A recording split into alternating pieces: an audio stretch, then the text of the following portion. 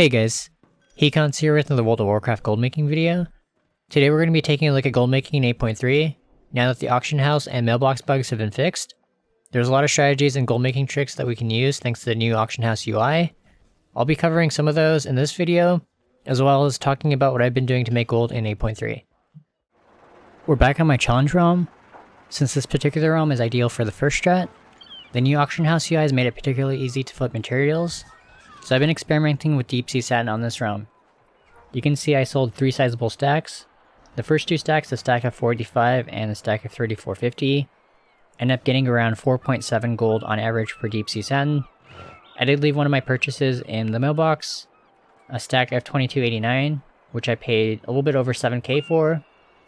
And you guys can see that my average buy is under 3 gold for the deep sea satin, with around 350k purchased.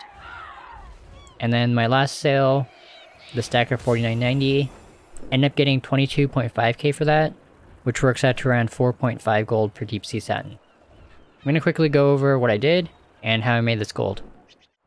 Here's what the deep sea satin market looks like on this realm right now. This is actually really ideal for flipping, since you can see the bulk of the deep sea satin is priced low at either 2 gold 74 silver or 2 gold 75. I will probably end up buying up to 5 gold 74, and then probably resetting at, I'm going to try 15 gold each. You guys can see I'm going to be buying 30,196, average unit price 2 gold 76, total price 83k. Gonna go ahead and hit my mailbox and throw this back up. I ended up looting the deep sea satin that I just purchased and threw them up at 18 gold per unit. You can see I have a little bit over 15,000 on the auction house and a bunch more in my bags. Definitely helps not to list all of them at once. That way if you get undercut, you don't have to cancel your entire stack and keep your listing. As far as the deep sea satin that don't sell, you need to always have like a backup plan, just in case stuff doesn't sell. And for the deep sea satin, that means crafting the uncanny gear. You can see that it sells for around like 3k all the way up to 5k. And then the deep sea bags, you can see I'm selling those for around 250 gold, which is actually a really good profit. On this realm, if you get the deep sea satin for under 3 gold and the Tidespray for around 2 gold, the crafting cost of the deep sea bags is under 100 gold at rank 3, so more than doubling my gold for the deep sea bags, at the same time selling the deep sea satin for a profit. And you guys can see I ended up with 120k mailbox. Pretty happy. I am selling enchants and stuff as well, but most of the sales are from tailoring, just making deep sea bags, uncanny gear, and flipping the deep sea satin. It's a little bit after 2 p.m. the day after my reset, so it's been roughly 18 hours. You can see I did sell some of my deep sea satin, a stack of 1084 for 11.8k. Should work out to a little bit under 11 gold per deep sea satin. Really awesome since we paid 2.76 on average for that reset. Sold a bunch more deep sea bags. Looks like 27 or 28 of those at 228 gold. Remember I said the crafting cost is 100 gold, so we're more than doubling our gold on those crafts. And then 3 uncanny sales, cloak at 3.1, mittens at 3.5, and a really nice sale on a belt for 7.6. You guys can see the deep sea bags are selling in the background as I'm recording. So I'm going to go ahead and craft more of those. And I am down to 1 expulsum on this character. So I picked up some Tidespray linen on this tune over the weekend. Paid roughly 1.5 gold per unit, so there should be around 10,000 here. Or, yeah, 10,000. Gonna be a lot of shuffling, but I do have a bunch more in my reserve. You can see my DK has 60,000 in the mail. This character has 2040 in the bag. And 3,200 in mail. Should actually be a lot more. It can only display 3,200 at once, so yeah. So we bought $9,958 and paid 14.8k for those. Still have a 32.5k mailbox, which is awesome. We did spend 83k on the deep sea satin yesterday, so we're technically still in the red, like 50k, but we should make that back pretty easily. It's a little bit after 2 p.m. on the second day after my reset. These are my sales in my mailbox. You guys can see I sold more deep sea satin yesterday, as well as a ton of uncanny gear, and not as many deep sea bags. For the uncanny gear, I'm selling those for between 3.1k all the way up to, looks like 3.9 for the bracers. And then I did sell, looks like 9 deep sea bags at 223 gold each. Pretty good profit on deep sea bags still, as well as the uncanny gear. And then the deep sea satin, I sold 23 of those at 28.4k.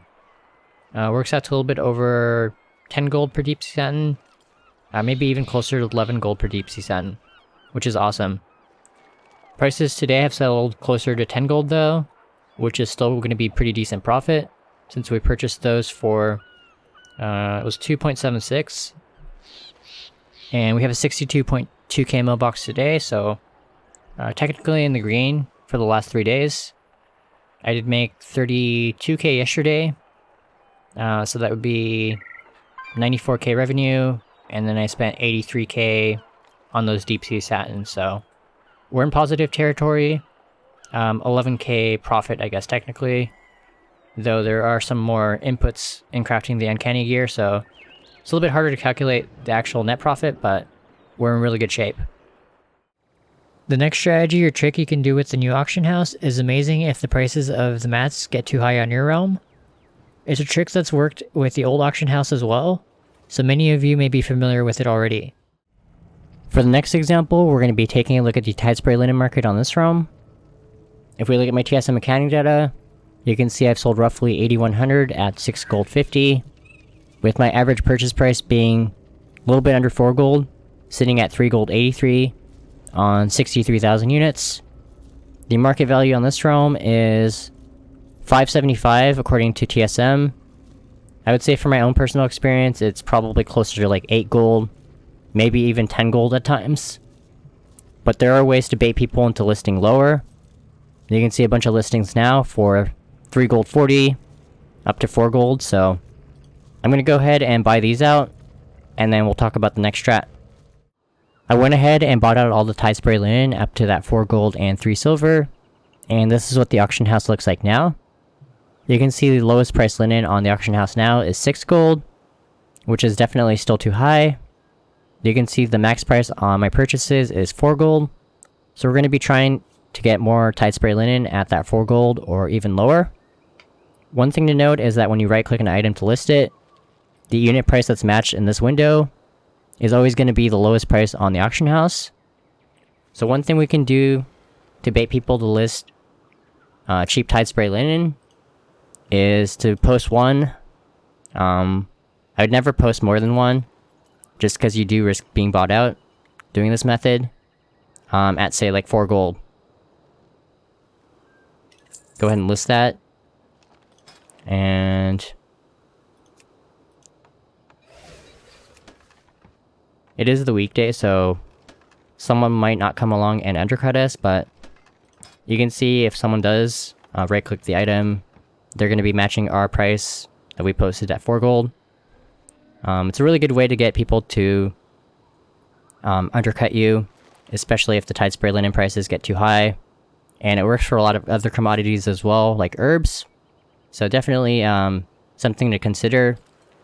You do always risk being bought out, but my average purchase price is 3 gold 80, so if this gets bought out at 4 gold, it's not a huge loss. That's going to be it for today's video. I did plan to talk about gold making with professions and flipping, but I'll be doing that in the next video or part 2 of this guide. I plan to show off a few million gold worth of my mailboxes, talk about professions, and share my top tips for gold making in 8.3. Hopefully the tips and tricks will help you out if you're trying to make 5 million for the long boy, if you're trying to pay for your sub using WoW gold, or whatever your personal goals may be with gold making. Thank you all for watching, And as always, a huge shout out to my supporters on Patreon. If you like this video, please be sure to like and subscribe to see more videos when they go live. If you have any questions or comments, feel free to leave them down below, as I do try my best to read and respond to everyone.